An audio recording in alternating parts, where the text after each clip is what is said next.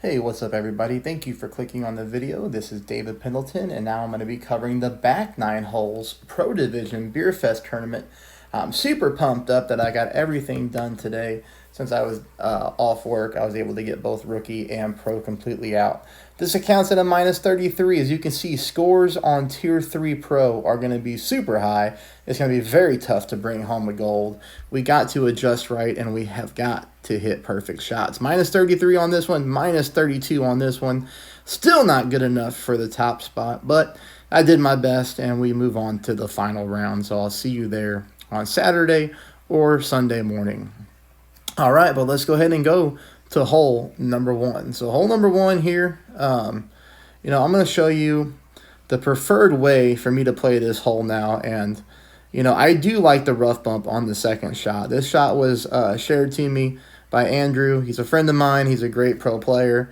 And, he kind of told me about the inconsistencies that I deal with on how my ball doesn't pick up enough speed sometimes on the green and wind angles, and he's been showing me this rough bump. So he's taught me a different way to play this hole in tournaments, which I really like. As you're seeing here, the drive is pretty standard. It's pretty straightforward. We know where we're driving at to on the fairway. So now shot number 2, I'm going to show you here, 5% at minimum distance of our club if you want to go with the rough bump. If you don't want to go with the rough bump, I'm going to show you an alternative way to go. 4 bars of top spin, 2 bars of side spin to the right. We're putting our green ring right here on the fringe line, which you're going to end up seeing. So on the rough line, not fringe. Ball guide line centered up going into the hole. It seems when you do it this way, you just catch a better part of the back hill slope. And I've really spent quite a few practice tokens here on hole number 1 to try to get this shot down. It is a dangerous rough bump as the rough is pretty thin, and we're playing with our green ring on the rough line. But you can see here we catch a really nice part of the rough. The speed that the ball comes to on the green to get to the top part of the green and then fall down is really beautiful, and this thing comes in dead center. So I like that shot, 5% at minimum distance. He's a slider player, but this one went 5% at minimum distance. Perfect on both times. Here's another look at it on my other account. Same thing, 4 top, 2 right. Green ring on the rough, just like that. Perfect ball. And you see I was able to get this rough bump 2 for 2, which, I was really excited about. Again, we see the nice speed coming in there, and then we fall down towards the cup. We pick up good momentum, and we're not going to fall short at all like that. This one comes in right-hand side, so, I'm pretty happy about that. But if you wanted to play, I might be lying. I may not have the, I don't know why that's there twice. I did play that one with the navigator, though. I guess I don't have it for some reason. I thought I did. I'm sorry. So that's the best way to play it anyways. Now we go to hole number 2. Hole number 2, in my opinion, outside of headwind, this is the most difficult wind scenario to get, second most difficult wind scenario to get on this hole. We're going to have to go with a little bit of backspin combined with a little bit more than 1 bar of right side spin. We're going to call it 1.1. I'm still searching for the funnel here, and I am aiming right-hand side of the pin, as you can see, with my yellow ring continuing to be on the rough line. So there's a great look at it. Just like that. I'm pulling this one 30% at max. That stays the same. This wind angle, this tree can get in your way, so make sure you account for that by, not zooming in as far as you normally would. This is only 4.5 mile per hour wind. This is very low. When you're using a Kingmaker here on Pro. 4.5 might be the lowest that you can get. I'm not sure, but I think it is.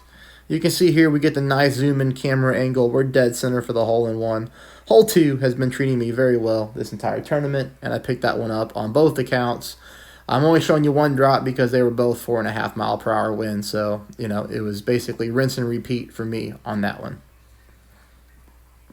So now we go to hole number 3. Hole number 3, I do pick up the albatross here. So then, again, this is another -7 start through the first 3 holes on the back 9. I'm going to go 5 top, 1 bar, a side spin to the right. I back my target up here about 3 yards just because we have a flicker of headwind. So I always back my target up in headwind so that when I adjust like I do here, 10% at max, I don't really pull into overpower. I just mispulled there. But, you know, we back our target up so we can pull accurately. The less times that we have to pull into overpower, the better off we are from an accuracy standpoint. And then we don't have to worry about overpowering our shots. Here, I'm just trying to get myself down the fairway. This drive is all that we're looking for. We don't need to push it. This is great because we're going to be playing a backspin Guardian shot. I'm playing this one exactly at mid-distance, 25%. I'm going to go with full backspin. We're going to eliminate any side spin for variance. The thing that I'm looking for here is to come up higher on the green in this wind since we're getting headwind. And sometimes in like crosswind we play closer to the hole. But here we're playing up high. And then I want you to take a look at where I'm aiming. I'm aiming just, let's see if I can get in here better. All right, so what's the best way to look at this one? There we go. I'm aiming on like the very, very left edge of that dark green square. You see that?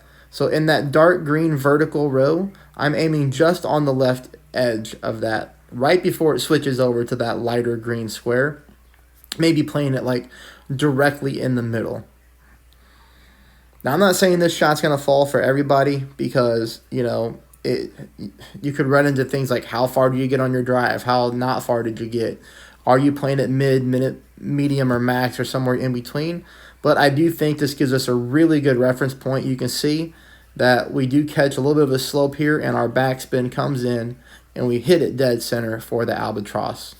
Now, you know, to put this in perspective, I was only 1 for 2. I missed my other one just slightly to the left-hand side of the hole, which is why I decided to put my marker there, which I just showed you. So this hole is a little bit tricky. I'm going to play it with a Titan, and we're just going to go 1 bar of side spin to the right combined with, you know, maybe half a bar of backspin. I'm trying to find a sticky spot. There's normally a good sticky spot on this hole in this wind angle, and I think I found it right there. And then all I try to do is just pull this one 10%, and then we pull back down here, and I'm just trying to take a normal shot with no curl. Now you'll see here that I hit a perfect ball, and we're going to end up missing this one to the left-hand side, but really not by too much. If we were to just add a little bit of baby curl to the right-hand side there, that might be something that helps get that shot more center of the cup, and you might be able to drop that one for the hole-in-one. Now we go to hole number 5. Hole number 5, I went 1 for 2 on the Eagles on my accounts. 8.5 mile per hour wind, absolutely the top you're going to get. So here, you know, like I told you on the opening round, front 9, our top spin is going to vary a little bit, just depending on how high of a wind you get. Here, I'm very high, which is why I'm going with less than 4 bars. We are going 2 bars of side spin to the right, though. We are pushing back up to max. And then we're going with overpower, and you'll notice the curl reference here. Slightly great ball to the right. Now this one, I hit the top fairway, but I don't clip the rough and roll out. I just barely miss it. But I actually really like this because from the back of the green here, it's a direct headwind shot. All you have to do is go max top spin with your wedge, and that ball is going in the hole, even with great shots. So if you clip the rough and roll out, you might have to play at 20%, or you might be able to go full top spin as long as you have a fully developed ball guideline. But hole 5 gives us a great chance for an eagle. And that takes us to hole 6 here. Not a huge fan of hole 6. We're going to play it the same way I did on the front, but this time I'm just going to go with the extra mile. You can do this with an extra mile, big topper, Thor's hammer like I did on the front 9. Same thing though, all we're looking to do is make sure that our second bounce is right before the rough, and then the third bounce is fully on that little fairway island down there. As long as that's what our ball guideline looks like, all we have to do is pull 10% at max. We do not need to take any overpower or underpower shot. We just want to take a normal shot If we hit perfect, our ball guideline will be true. We're going to have 2 bounces on the first fairway, and then we do get our 3rd bounce on that bottom fairway island, which is exactly what we're looking for. Now, of course, if you like to take a power 5 ball and slam it further up, you can most certainly do that. That'll put you in rough bump range for the Albatross. But for me, I'm going to save my balls for the final round. Here, this headwind angle is going to eliminate a power 3 ball option with that type of drive to play the rough bump. We're going to have to play from back here at minus 10%. So we're playing this one downhill, minus 10%. For me, this one was a little bit weird because, you know, I thought that I would need to put the ball guideline significantly through the hole like I do here, just to make sure the secondary wind push doesn't knock me down. I guess the secondary wind push wasn't that heavy enough since it wasn't direct headwind. It was mixed with some crosswind. But ultimately, you know, I was end up just playing this one for an eagle anyways, which is what we get. You can see here where we miss at. It comes in too fast. But the line is pretty good. The line just needs a little bit of tweaking because, you know, we almost were at the cup. And it goes, just zooms past the hole just a little bit too fast for hole number 6. Hole number 7, I do pick up a hole-in-one here. And we're going to be going max backspin, 3 bars of side spin to the right. I am wiggling my guide around until I get a flat ball guideline just like that, okay? You see how the ball guideline becomes flat? Like, ultimately, that's what I'm looking for right there. White ring down here by the rough area, but it's not on the rough. There is separation between the rough and the fairway. After my spin, I want that ball guideline looking flat, just like that. Again, you can't zoom in that much because these trees get in your way, and I don't want to push my rings whenever I'm going to have to do them this many rings. You're going to see here the curl as well. It's a little bit more than half a ball of curl to the right. Again, not an easy hole-in-one. You know, this is not a slam dunk like hole number 2 is, but I do catch the back part of that funnel, and we come in dead center for the hole-in-one there on hole number 7. That takes us into hole number 8. Tough wind angle here. I'm going to show you 2 drives, one katana, one kingmaker. You play it how you want. I want you to go 1 bar of side spin to the left combined with as much top spin as possible, full top. I want you to make sure that your second bounce down there is just barely clipping the rough with the end of your ball guideline pointing out on the fairway just like that, okay? As long as you set it up like that, you're going to be good. I'm going to pull this one 10% at mid-distance of my club. This is, again, a scenario in which I have to push my rings. But I do hit perfect. A little bit of OP, just a little bit, to make sure that we power through this rough like this. And we come down and we kick out very nicely. You'll want to make sure you catch the rough just so you don't go flying past the fairway here and then into that sand trap. Here is the same shot with a kingmaker. Again, 1 side spin to the left combined with full top. You're going to see the setup is the exact same. I'm going to make sure that I'm clipping that rough down there with the rest of my ball guideline pointing out onto the fairway. Same thing here. We're making the push on the rings. Just like that. And then again, just a little bit of OP, if any, with the kingmaker.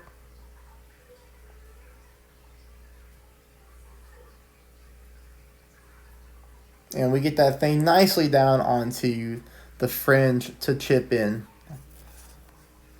All right. Now, that's going to take us here onto hole number 9. Hole number 9, I do pick up the Albatross, which is pretty nice. Hey, if you're just now checking me out for the first time, I appreciate you being here. Please hit that subscribe button. If you've been watching for a long time and haven't subscribed, please just go ahead and do so. It's free. And then secondly, please hit the thumbs up and like the video if you like my content.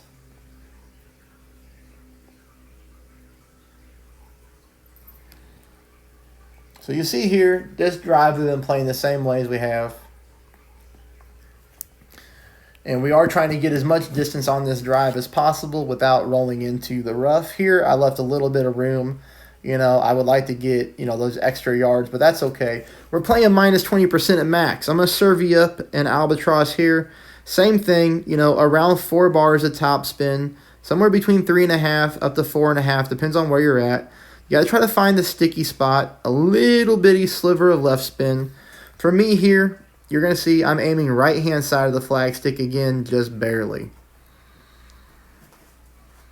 If you would like to slide me a donation for, my time and efforts and practice tokens and balls I go through, all that kind of stuff, to dial in shots, to save you time, to save you balls and practice tokens, any donation is much, much appreciated. It really is.